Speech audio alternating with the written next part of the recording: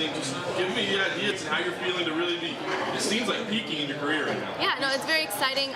But to me, every fight is the biggest fight, and you just have to look at it that way. When you put too much pressure on yourself, then for me, it stifles my movement, it stifles my creativity, it stifles my ability to just be in the present moment and do what I do.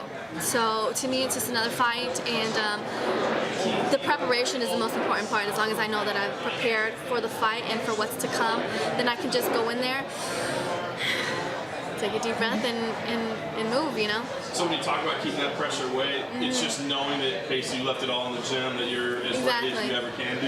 Yeah, that's what gives me the confidence going into the fight, is knowing that I've put in the time at home. You know, the 3-4 days, the not being able to shower in between training because I have to go run errands for my daughter or do interviews for this or that. It all is going to pay off on this Saturday. Has life changed for you at all lately? I mean, I gotta think you're getting noticed a little bit more, things of that nature. It's gotten a lot busier. It's gotten a lot busier, and that's probably the biggest part of it. Like, since my fight with Paige, I don't think I've been home a weekend. We've been in LA, in New York, Houston, Colorado, back to LA. We've been all over the place, and so it's fun. It's just an adjustment that I have to learn to overcome. But have you learned any lessons? Because certainly when Paige was put out there on the scene and she was hyped a lot and got a lot of press, it seemed to maybe become a distraction. Yeah. Maybe. So did you learn any lessons from that, knowing how you sometimes maybe have to say no to certain things, or just to make sure that you don't get lost in all of the hype as they're trying to build you? Exactly. I think it's important to stay grounded. But I have the best teammates in the world to learn from. Holly Holm, John Jones, Donald Cerrone, all these guys. They're superstars. But they come to the gym every day and they put the work in, and I get to see them do that. And so I just learn from them and do that and make sure that my training comes first and everything else is secondary, outside of my family, obviously. And then and for me, that just takes a huge pressure off of me, because I know in my heart, like, I can be honest with myself, and I know that I've trained. And I'm not trying to give her a hard time. I feel like I would totally say yes to opportunities given to me. You and Rose have her as a common opponent. You both were able to beat her. What did you learn about Rose in watching how she fought Paige? I learned a lot, actually. It's funny because I studied the fight against Rose and Paige pretty intensely coming up to Paige's fight. And Rose, I think after coming off the show and after losing to Carla, on the big stage, I think really took a step back and reevaluated the way she fought. And I think at the beginning of her career, she was more apt to take chances and to do things more creatively.